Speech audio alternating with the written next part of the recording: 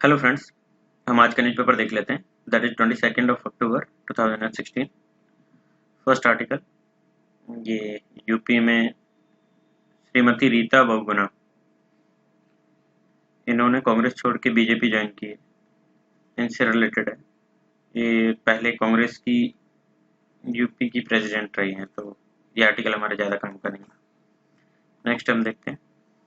ये आर्टिकल है चाइना की ग्रोथ, ये 6.7% रही है थर्ड क्वार्टर में।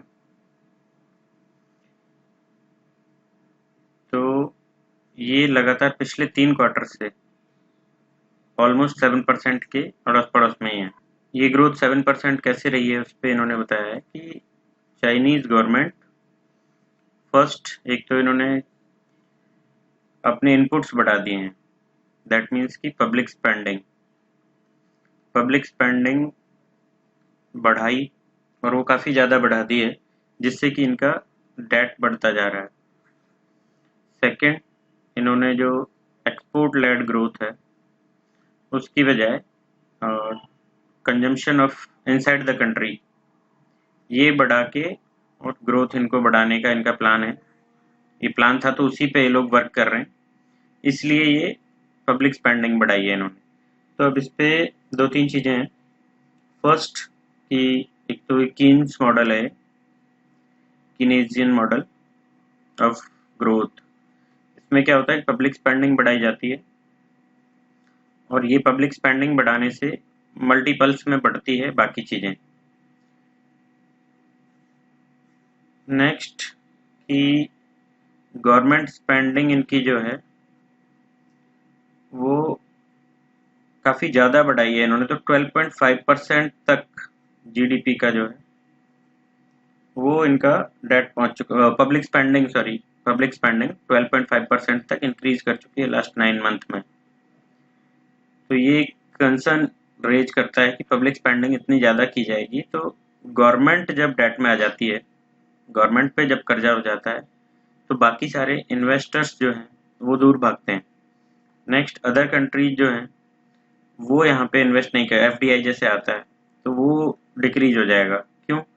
क्योंकि एक रेटिंग होती है कि कितना गवर्नमेंट पे कर्ज है, और कल को यदि कुछ होता है तो हमारा इन्वेस्टमेंट, जो इन्वेस्टर्स हैं उनका इन्वेस्टमेंट वापस मिल पाएगा नहीं मिल पाएगा, इसके हिसाब से रेटिंग की जाती है। तो गवर्नमेंट स्पेंडिंग बढ़ेगी तो इसकी रेटिंग डाउन होगी तो फिर और जो एफडीआई वगैरह आता है वो घटेगा। उससे एक स्लो डाउन का एक प्रोसेस चालू हो जाता है। जो एक बूम क्रिएट होता है, जैसे बबल बन जाता है, बबल कल को फूटेगा तो वो दिक्कत होती है उसमें। नेक्स्ट कि इन्होंने एक्सपोर्ट लेड से डोमेस्टिक यूज तो किया है, ठीक है, तो उसमें लगभग 71% तक इन्होंने कामयाबी पाई है कि इतना हमने कंजम्पशन हमारा बढ़ा लिया है, जो इंटरनल कंजम्पशन है वो। दूसरा, इनका डेट काफ़ी ज़्यादा लगातार बढ़ता जा रहा है, तो कोर डेट इटसेल्फ बहुत हो गया है, उस पर माउंटिंग डेट और ज़्यादा बढ़ रहा है। तो फिर इससे क्या है कि फिजिकल डेफिसिट इनका बढ़ रहा है लगातार। तो फिजिकल डेफिसिट बढ़ने से किसी भी इकोनॉमी की हेल्थ खराब होती है। फिजिकल डेफिसिट कुछ परसेंट तक ही ठीक माना जाता है, लिमिटेड परसेंट तक इतना हो तो चल जाएगा, बाद में दिक्कत होती है अदरवाइज। तो आईएमएफ का एक पेपर निकाला है आईएमएफ ने कि resolving China's corporate debt problem, इस तरीके से एक आईएमएफ का पेपर आया। तो इस पेपर में उन्होंने कहा है कि फाइन, इन्होंने जो अभी तक इन्होंने जो किया है दैट इज ओके, लेकिन इनको यदि इसी तरीके से पब्लिक स्पेंडिंग ये करते रहे, बढ़ाते रहे, तो इनको प्रॉब्लम क्रिएट हो जाएगी और इनको सडनली चेंजेस करने पड़ेंगे अपनी पॉलिसी में। तो डिसरप्टिव एडजस्टमेंट्स बोलते हैं उनको, कि जो नॉर्मल वे में चल रही हैं चीज़ें उनको चेंज करके कुछ और तरीका यूज में लिया जाए यदि इकोनॉमी में प्रॉब्लम्स आ रही हैं। जैसे कि ये बहुत ज़्यादा पब्लिक स्पेंडिंग करेंगे, डेट बढ़ेंगे, तो एक बबल जो बन जाएगा, फिर वो फूटने पे इनकी इकोनॉमी बहुत ज़्यादा स्लो डाउन हो जाएगी। पुराने कुछ एग्जांपल्स इन्होंने कोट किए हैं, जैसे जापान का एग्जांपल। तो ऐसी चीज़ें जो ये कर रहा है जब चाइना, उसको अभी कंट्रोल करना ज़रूरी है, अदरवाइज तो जब प्रॉब्लम बढ़ जाएगी तो फिर वैसे ही मेजर्स इनको लेने पड़ेंगे, जैसे कि डिसरप्टिव मेजर्स जिनको बोलते हैं। तो उसके लिए इनको क्या करना चाहिए, आईएमएफ ने रास्ता बताया कि एक तो कि पब्लिक स्पेंडिंग जो है, तो फाइनेंशियल डिस्ट्रेस बढ़ रहा है इन पे पब्लिक स्पेंडिंग के चक्कर में, तो उसको इनको कंट्रोल करना है। सेकंड की पॉलिटिकल विल होनी चाहिए, जो कंपनीज या इधर गवर्नमेंट कंपनीज और प्राइवेट कंपनीज की जिनका जो डेट है वो बहुत ज़्यादा बढ़ गया है, उन पे कंट्रोल किया जाए। उनको एक मतलब एक्नॉलेज करके उन बैड लोन्स को ख़त्म किया जाए, उनको कंट्रोल किया जाए। तो ये दो चीज़ें करके और फिर ये जो चाइना को ग्लोबल ग्रोथ का इंजन बोला जाता है, तो उसको ये सही पाथ पे ला पाएंगे और ये जो बूम क्रिएट हुआ है इसको बबल में चेंज होने से रोक पाएंगे। तो इस तरीके से इस आर्टिकल में दिया है। तो इसका इफेक्ट बाकी वर्ल्ड पे भी होगा। यदि कुछ होता है यहाँ पे, यदि इकोनॉमिक स्लो डाउन चाइना में आता है तो उसका बाकी वर्ल्ड पे बहुत ज़्यादा इफेक्ट होता है। फर्स्ट, ये एक्सपोर्ट इनका काफ़ी ज़्यादा है, भले ही इन्होंने डोमेस्टिक कंजम्पशन पे फोकस करने की कोशिश की है, लेकिन फिर भी इनका एक्सपोर्ट बहुत ज़्यादा है, तो बाकी वर्ल्ड पे भी सप्लाई बंद हो जाएगी, फ़र्क पड़ता है उसका। इनकी जो करेंसी है, करेंसी का इनकी का बहुत फ़र्क पड़ता है पूरे वर्ल्ड पे, क्योंकि अब इनकी करेंसी IMF के उसमें भी आ चुकी है। तो इसलिए ऑल ओवर द वर्ल्ड इस ग्रोथ इंजन जो है इसका बहुत इफेक्ट पड़ेगा बाकी वर्ल्ड पे, यदि कुछ प्रॉब्लम्स होती हैं। तो इस तरीके से आर्टिकल है, IMF ने इनको चेताया है। नेक्स्ट आर्टिकल हम देख लेते हैं। तो ये नरसिम्हा राव जो थे, उनके टाइम पे 1991 में हमने जो चेंजेस किए हैं उससे रिलेटेड आर्टिकल है। 1991 में नरसिम्हा राव की गवर्नमेंट आई। उससे पहले अनस्टेबिलिटी थी, एक राजीव गांधी गवर्नमेंट थी, देन बीच में गवर्नमेंट आई है VP सिंह की, देन चंद्रशेखर गवर्नमेंट, उसके बाद 91 में नरसिम्हा राव गवर्नमेंट। तो ये एक अनस्टेबिलिटी चल रही है, political instability in the centre. तो गवर्नमेंट कोई भी स्टेबल नहीं है, तो बड़े डिसीजन कोई भी लेना पॉसिबल नहीं है। इस तरीके से इन्होंने बात की। अब इन्होंने कुछ चीज़ें बताई है कि नरसिम्हा राव, इनकी जो पर्सनैलिटी थी उसको लेके कुछ चीज़ें बताई है, और फिर इसको कनेक्ट किया है विद दोज डिसीजंस ऑफ 1991 कि क्या ये इनके डिसीजंस थे या नहीं थे। तो इनके पुराने डिसीजंस और इस डिसीजन को एक साथ लेके देखें, तब हम इनके बारे में कुछ सही से कह पाएंगे, इनके बारे में डिसाइड कर पाएंगे कि हिस्टोरिकली ये कैसे थे और इनका पॉलिटिकल पर्सनालिटी कैसी थी। तो फर्स्ट देखें अपन, तो 1984 के जब दंगे हुए सिख राइट्स, तो ये उस टाइम पे होम मिनिस्टर थे और इन्होंने कोई डिसीजन नहीं लिया सिख राइट्स को रोकने के लिए। यहाँ पे इन्होंने इस तरीके की बातें लिखी हैं कि होम मिनिस्टर डिड नथिंग, जो कि दिल्ली पुलिस का हेड होता है होम मिनिस्टर, उसने कोई एक्शन नहीं लिया दिल्ली में सिख राइट्स को रोकने के लिए। सेकंड, इनके बारे में बताते हैं ये कि 1992 में जब ये PM बन चुके हैं, उस टाइम पे बाबरी मस्जिद का डिमोलिशन हुआ है, डिस्ट्रक्शन बाबरी मस्जिद का। तो इसमें इन्होंने कोई कड़ा एक्शन इन्होंने नहीं लिया है। दूसरा कि बीजेपी लेड ये जो कार सेवा थी, ये प्लस जो और संत महात्मा इसमें शामिल थे, इनके साथ हालांकि इन्होंने एक मीटिंग की, इनकी बायोग्राफी में लिखा है, इनके साथ मीटिंग की इन्होंने और शांतिपूर्वक यहाँ पे प्रदर्शन करने को इन्होंने राजी हो गए कि आप जाइए शांतिपूर्वक यहाँ पे मीटिंग कीजिए अयोध्या में, लेकिन कोई आप ऐसी दंगे फैलाने वाली चीज़ें ना हो, इस टाइप की इन्होंने एक मीटिंग की है। लेकिन इन पे इसमें आर्टिकल में क्वेश्चन मार्क लगाया है कि इस पे भी इन्होंने कोई बड़ा एक्शन नहीं लिया, कोई हार्ड एंड फास्ट, ना तो जैसे कि आर्मी वगैरह को यहाँ पे लगाना, पुलिस की व्यवस्था, वो सब कोई बहुत बड़ा एक्शन नहीं लिया और स्ट्रिक्टली लोगों को रोका भी नहीं। तो इनको अक्यूज भी किया जाता है इस चीज़ के लिए। He is accused of that कि prime minister silently agreed for that function, agreed for destruction, silently he agreed। तो इस टाइप के ये दो चीज़ें इन्होंने बताई हैं कि इनसे इनकी पर्सनैलिटी, पॉलिटिकल पर्सनैलिटी को हम देखते हैं। फिर नेक्स्ट 1991 में जो हुआ है उसको इन्होंने एनालाइज किया है कि what was the scenario in 1991, जो इनको मजबूर होना पड़ा या जो इन्होंने एक्शन लिया उस टाइम पे, डिसीजंस लिए। फर्स्ट इन्होंने बताया कि राजीव गांधी के टाइम पे ही 1984 के बाद जब वो PM बने हैं, उस टाइम से ही इन्होंने एक्शंस चालू कर दिए थे। ओपनिंग मार्केट इन्होंने एक्शंस चालू कर दिए थे, क्योंकि इनको समझ आने लग गया था कि प्रॉब्लम्स आर देयर और तब तक वो कंसेप्ट भी आ चुका था एलपीजी वाला। इवन चाइना ने तो हमसे पहले 81 82 के आसपास तो ये एक्सेप्ट भी कर लिया था। 10 साल आगे है चाइना हमसे मार्केट खोलने को, एलपीजी को एक्सेप्ट करने में। तो इस टाइम से ही राजीव गांधी ने स्टार्ट कर दिया था। सेकंड ये बताते हैं कि जब गवर्नमेंट आई है, चंद्रशेखर की गवर्नमेंट आई है और उससे पहले वीपी सिंह की गवर्नमेंट आई है, तो इन दोनों गवर्नमेंट में चूंकि स्टेबिलिटी नहीं थी, ये थोड़े थोड़े दिन ही ये गवर्नमेंट रही है, तो ये बहुत बड़े डिसीजंस गवर्नमेंट उस टाइम पे नहीं ले सकती थी। लेकिन उसी टाइम पे फिर बीओपी क्राइसिस आए, बैलेंस ऑफ पेमेंट क्राइसिस। तो हमारे पास 2 सप्ताह का भी बाहर से इंपोर्ट करने के लिए हमारे पास मनी नहीं बची थी, डॉलर्स नहीं बचे थे। तो ये क्राइसिस, सेकंड की ऑयल क्राइसिस आए, बीओपी क्राइसिस के साथ साथ ऑयल की रेट्स बढ़ गई हैं क्योंकि इराक ने कुवैत पे अटैक कर दिया, इराक ने कुवैत पे अटैक किया, तो इसकी वजह से ऑयल के प्राइसेस बढ़ गए। वीओपी क्राइसिस अपने पास है ही, पुरानी गवर्नमेंट से इसलिए डिसीजन नहीं ले पाई क्योंकि वो स्टेबल नहीं थी। तो 3-4 रीजन। तो देन नेक्स्ट जो भी गवर्नमेंट स्टेबल आती उसको एक्शन लेना ही था, ये मजबूरी थी उनकी कि एक्शन लेना ही है।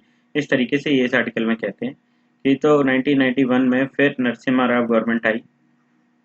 इससे पहले चंद्रशेखर गवर्नमेंट में अहलूवालिया का भी एक उन्होंने दिया है कि मोंटेक सिंह अहलूवालिया उस टाइम पे सेक्रेटरी थे, तो इन्होंने भी कुछ स्पेशल सेक्रेटरी थे ये, तो उन्होंने कुछ मार्केट रिलेटेड चीज़ें इम्प्लीमेंट करने के लिए बोला था, लेकिन गवर्नमेंट अनस्टेबल थी तो वो हो नहीं पाया। नेक्स्ट जो गवर्नमेंट आई है 1991 में नरसिम्हा राव की आई है, तो इनके पास there was no option, no other option. उस टाइम पे एक चीज़ चल पड़ी थी, टीना। ये टीना क्या था? टीना मार्गरेट थिचर इंग्लैंड की प्राइम मिनिस्टर थी। इनका एक कंसेप्ट इन्होंने दिया था कि there is no alternative. TINA मतलब TINA, there is no alternative. No alternative of what? LPG। At that time social powers जो थी, कम्युनिस्ट पावर्स, जैसे कि 90s के डिकेड में ही USSR का पतन हुआ है और खुर्चेव जो वहाँ के थे उन्होंने ये डिसीजंस लिए हैं, तो कम्युनिस्ट पावर्स का डिक्लाइन हो गया, सोशल पावर्स का डिक्लाइन हो रहा है। अब सिर्फ मार्केट एक चीज बचती है जिस पे डिपेंडेंट सबको होना पड़ेगा। यूएसए, यूरोप और बाकी इंग्लैंड वगैरह तो ऑलरेडी इस पे चल ही रहे थे, बाकी को भी इसी पे डिपेंडेंट होना पड़ेगा, इसको अपनाना पड़ेगा। इसके लिए इन्होंने टीना बोला था, देयर इज नो अल्टरनेटिव। ये पबेट का एक कंसेप्ट है। तो देयर इज नो अल्टरनेटिव वाली जब चीज थी तो 1991 में हम कौन थे जो ये डिसीजन नहीं लेते? इंडियन गवर्नमेंट के पास भी कोई अल्टरनेटिव नहीं था, that's why they took this decision. तो इसमें भी ये कहना चाह रहे हैं कि पीवी नरसिम्हा राव का कोई बहुत बड़ा रोल नहीं है। एक ऑलरेडी खाका खींचा जा चुका था और वो बस टेबल पे आना बाकी था पीएम की पे, और पीएम की टेबल पे जो भी आएगा वो उसे एक्सेप्ट करना पड़ेगा इस खाके को, इसके अलावा कोई ऑप्शन नहीं था उसके पास। इसलिए ही took that decision.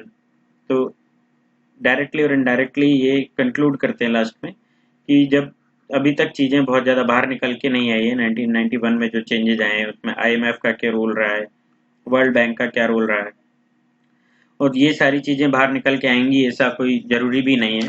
This might come out और नॉट, लेकिन ये सब बाहर आने के बाद ही प्रॉपर तरीके से जो पता लगेगा 91 के सिनेरियो का, उसके बाद ही we can take a decision on political personality of Narasimha Rao. इस तरीके से इसको कंक्लूड किया है इन्होंने। फिर नेक्स्ट आर्टिकल हम देख लेते हैं। नेक्स्ट हमारा ये केरला में अगेन एंड अगेन ये चीज़ें आ रही हैं कि ISIS का पेनिट्रेशन बढ़ा है।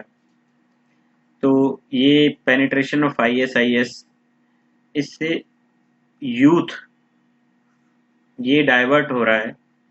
तो यूथ को डाइवर्ट होने के साथ साथ दूसरा उन पे हो सकता है कि कुछ गलत चीज़ें भी, रॉन्ग थिंग्स भी उन पे ब्लेम की जा रही हो कि वो इन्वॉल्व ना हो, जैसे कुछ फैमिलीज का दिया है और कि ये बच्चे हमारे इसमें इन्वॉल्व नहीं थे, वो बच्चे हमारे ऐसे नहीं थे।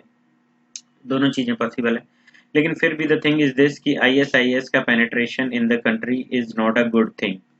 This will affect our internal security, this will affect our social harmony.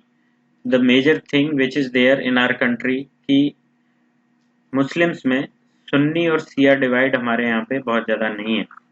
तो ये डिवाइड यदि क्रिएट हो जाता है तो ये हमारी सिक्योरिटी, इंटरनल सिक्योरिटी को बहुत थ्रेटन करेगा, बहुत प्रॉब्लम्स हो जाएंगी।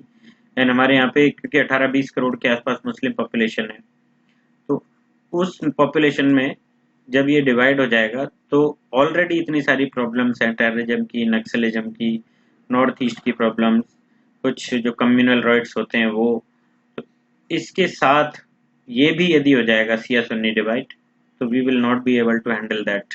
तो इस तरीके से how it is a threat for internal security, ऐसा कुछ क्वेश्चन बन सकता है। बाकी इस आर्टिकल में ऐसा कुछ बहुत ज़्यादा काम का है नहीं। नेक्स्ट आर्टिकल हम देखते हैं।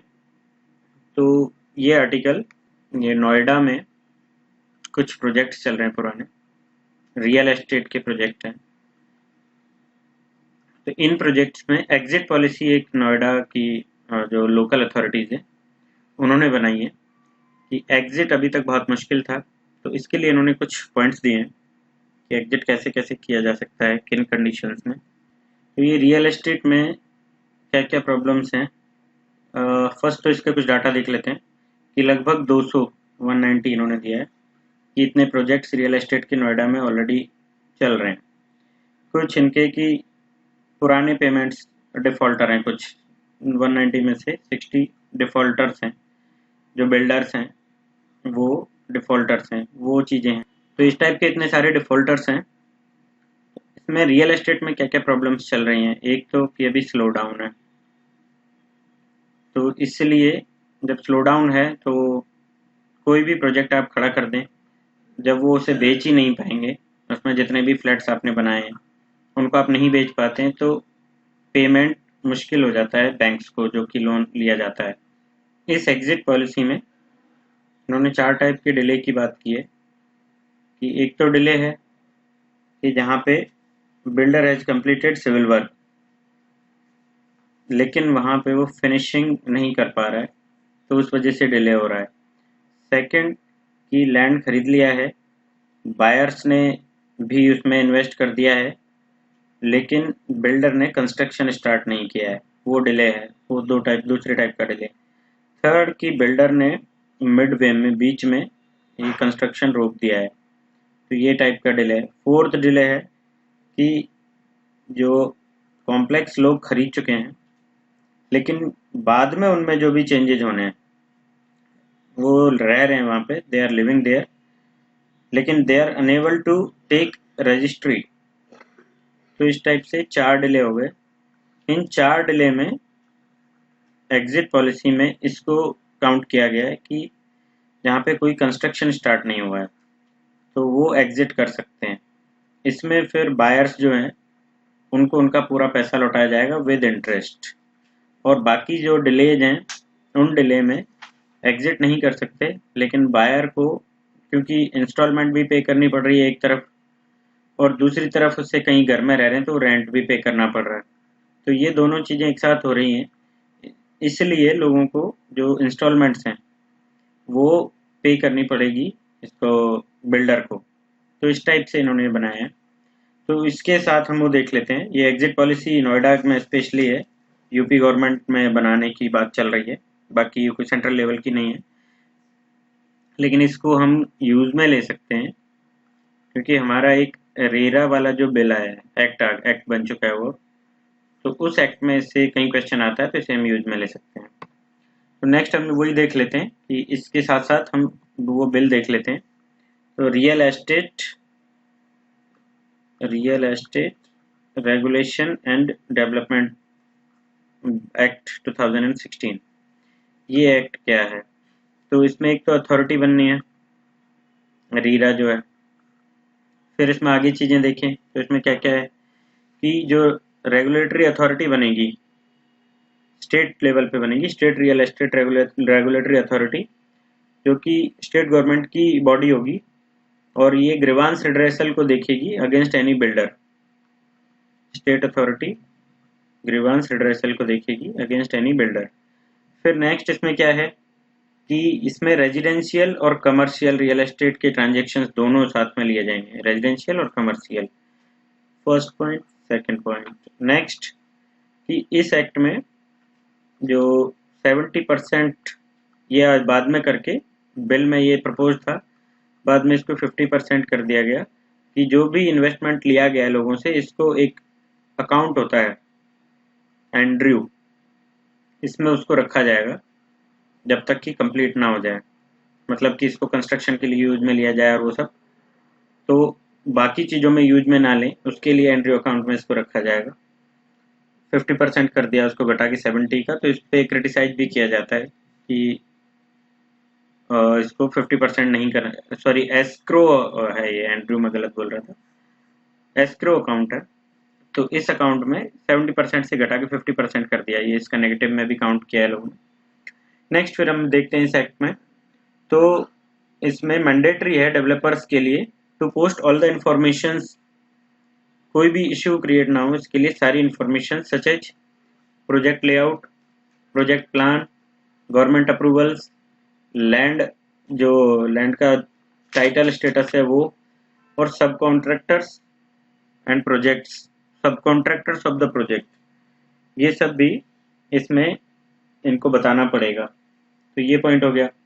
नेक्स्ट है कि करंट प्रैक्टिसेज जो चल रही है सेलिंग की on the basis of super built area, तो इस सुपर बिल्ट एरिया की जगह कारपेट एरिया ये लिया जाएगा। नेक्स्ट कि अभी तक कोई प्रोजेक्ट डिले होता है तो डेवलपर उसके लिए उसमें कोई सफ़र नहीं करता, सिर्फ जो बायर्स हैं वो सफ़र करते हैं। तो now the law will ensure कि कोई डिले जो प्रोजेक्ट में हो रहा है कंप्लीशन में, उसके लिए डेवलपर को लायबल बनाया जा सके, और he will pay the same interest as the EMI being paid by the consumer और द बायर, तो वो उसको पे करेगा। ये हम ऑलरेडी बात कर चुके हैं।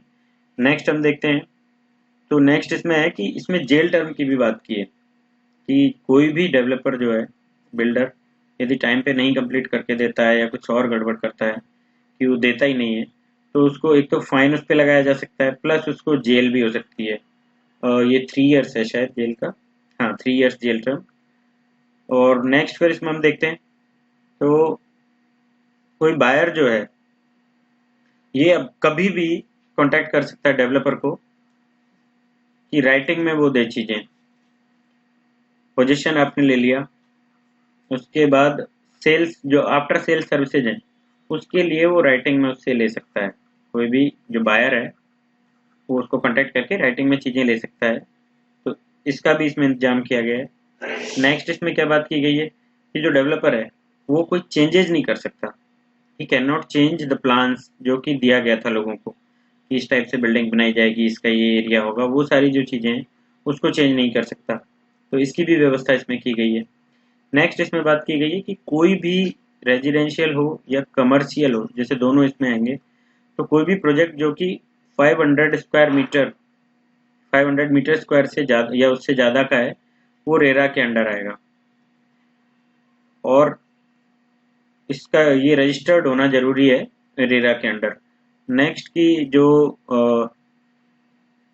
डीलर्स जो हैं those will also be registered under RERA, ताकि वो कोई प्रॉब्लम्स क्रिएट ना करें। नेक्स्ट कि इसमें टू थर्ड ऑफ अलॉटीज जो डायरेक्ट चेंजेस नहीं कर सकते, 2/3 ऑफ अलॉटीज की कंसेंट की जरूरत है यदि कोई चेंजेज उनको करने हैं तो इस टाइप से इसमें काफ़ी सारी चीज़ें अच्छी दी गई हैं। तो और कुछ इसमें प्रॉब्लम्स जो बताई गई हैं बाद में, कुछ इसके नेगेटिव्स वो भी हम देख लेते हैं।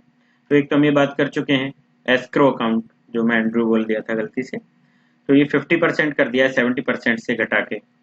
तो इसको क्रिटिसाइज किया है कि ये कम हो जाने से उनकी लायबिलिटी कम हो जाती है और वो कुछ गड़बड़ कर सकते हैं, तो इस अकाउंट में 70% ही रहने देना चाहिए था।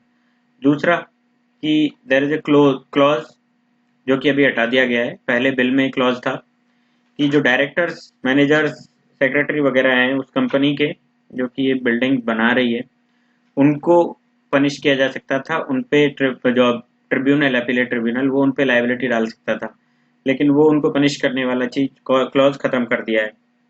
दूसरा कि कोई भी जो antecedent, no check on antecedents of developers while they are registering the project। Next कि दो बार जो कोई गड़बड़ कर चुकी है कंपनी, उसको ब्लैकलिस्ट करने के लिए कोई इसमें वो नहीं है, पहले था हटा दिया गया। तो इस टाइप से ये हमने पूरा एक ओवरऑल देखा। तो इससे क्या क्या फ़ायदे होंगे वो देख लेते हैं हम, कि एक तो टाइमली पोजीशन मिल जाएगा लोगों को, रजिस्ट्री की प्रॉब्लम नहीं होगी। दूसरा इसमें कि ग्रेडिंग होगी प्रोजेक्ट्स की, रेरा ग्रेडिंग करेगा तो उसी हिसाब से लोग पे करेंगे। तीसरा इसमें क्या होगा कि ग्रीवांस रिड्रेसल की व्यवस्था इसमें की गई है। चौथा इसमें कि developer can not take changes, make changes, तो ये सारी चीज़ें इसमें व्यवस्था की गई है। कारपेट एरिया की व्यवस्था की है और सब इंफॉर्मेशन डिस्क्लोज करनी है, इस तरह की बात की है।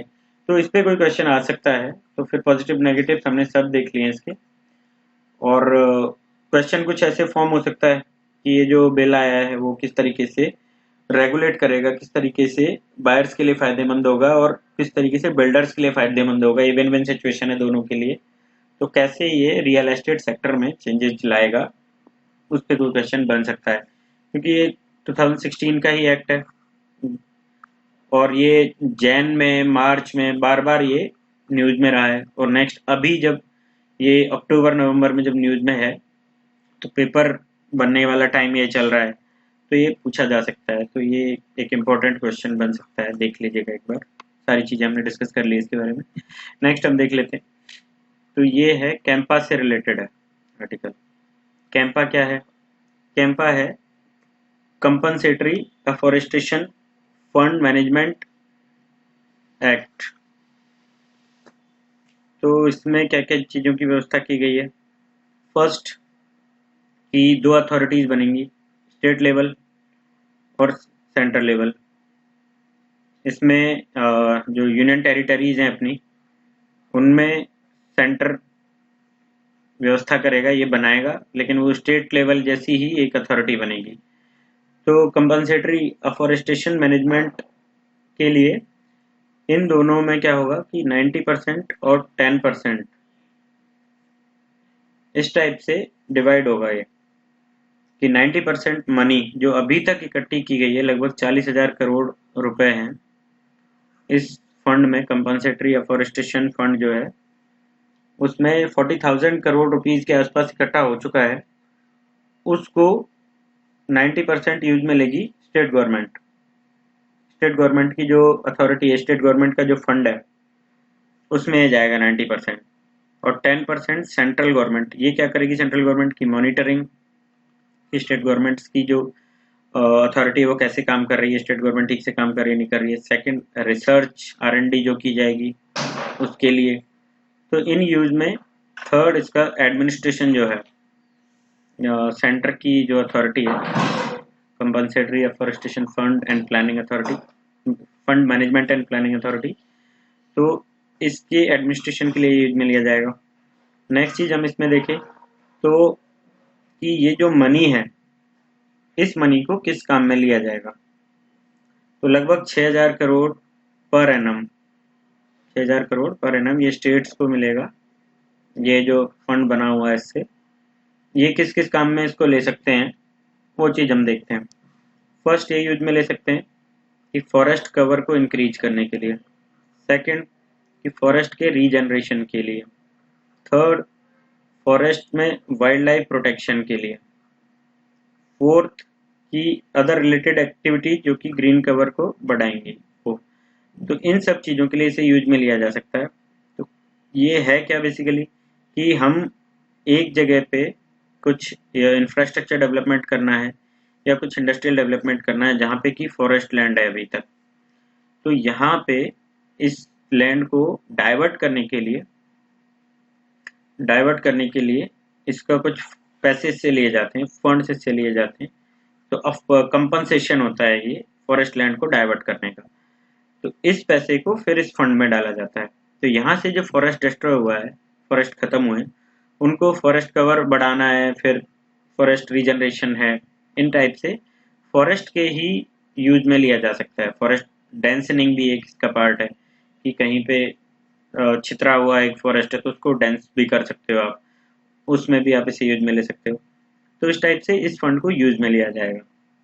और इसमें क्या चीजें हैं कि एक नेशनल कंपनसेटरी अफॉरेस्टेशन फंड जो है वो, और ये पब्लिक अकाउंट में ये जाएंगे। और इसमें कि बहुत सारा एम्प्लॉयमेंट जनरेट होगा, जो भी जनरेट कहाँ होगा, ट्राइबल एरियाज में या फिर बैकवर्ड जो क्लास है उनके लिए। रूरल एरियाज में, फॉरेस्ट एरियाज में ये एम्प्लॉयमेंट जनरेट होगा। लगभग 15 करोड़ के आसपास मैन डेज एम्प्लॉयमेंट जनरेट होगा इसमें। तो इसमें काफ़ी सारी चीज़ें हैं, पॉजिटिव चीज़ें हैं इसकी। तो ये भी कंपा भी एक इम्पोर्टेंट एक्ट हो गया है अभी। तो कंपा हमारे लिए काफ़ी इम्पोर्टेंट है, एग्जाम में पूछा जा सकता है। फिर आगे और देख लेते हैं। तो आज के लिए इतने इम्पोर्टेंट आर्टिकल्स थे। Thank you, thank you for listening, watching, thank you very much.